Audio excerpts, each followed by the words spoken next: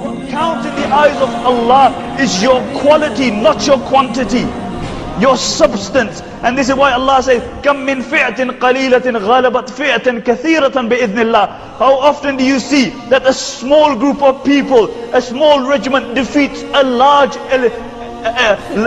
regiment? Why? With the help of Allah subhanahu wa ta'ala. In the time of Khalid bin Walid, in the battle of Yarmouk, this was the ultimate battle. After this day, the Christians never came into the Arab Peninsula.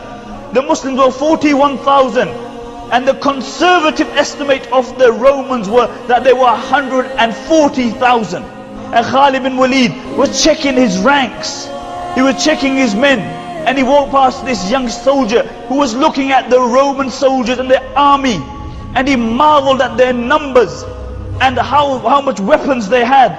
And he said, how many are the Christians and how few are the Muslims? And Khalid bin Walid radiallahu anhu said, don't say that, for say how many are the Muslims and how few are the Romans and the Christians, because weakness comes from being forsaken by Allah subhanahu wa ta'ala.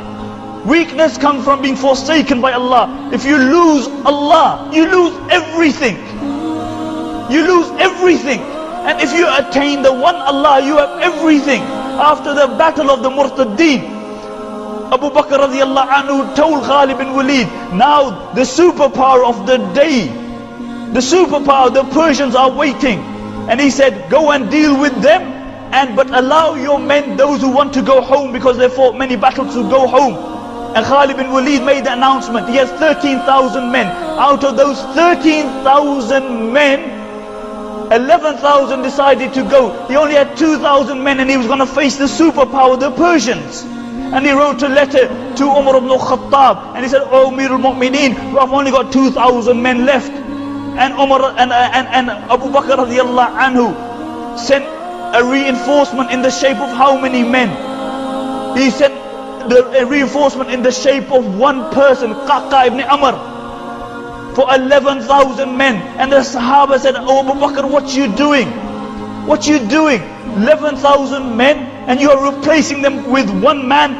And he said, yes, because those ranks which have the likes of Qaqa ibn Amr will never be forsaken by Allah subhanahu wa ta'ala, because these were men of substance, and by Allah, these people were never forsaken by Allah. In the time of Umar ibn Abdul Aziz, one Muslim prisoner was humiliated in the Byzantine lands, and the news reached Umar ibn Abdul Aziz, and Umar ibn Abdul Aziz wrote a letter to the governor, and he said, before you place this letter down, free that Muslim prisoner, for by Allah I will send an army which begins here and ends where you are. There was never a time, really, there was never a time like what happens in Israel and Palestine in the time of Mu'tasim. One Muslim lady was slapped in the Byzantine lands, and she cried out, Wa Mu'tasima.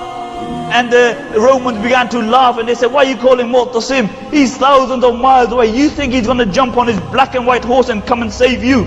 And the news reached Mu'tasim.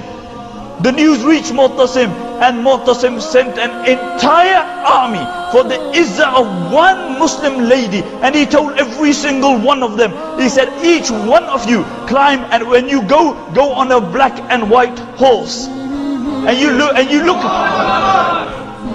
how Allah subhanahu wa ta'ala turns the tables. Wallahi, one Israeli soldier gets kidnapped, who by international law is upholding an illegal occupation, and the Israelis follow the sunnah of Mu'tasim, and they send the entire army.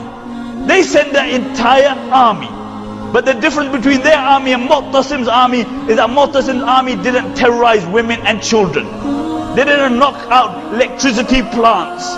They didn't terrorize innocent women and children.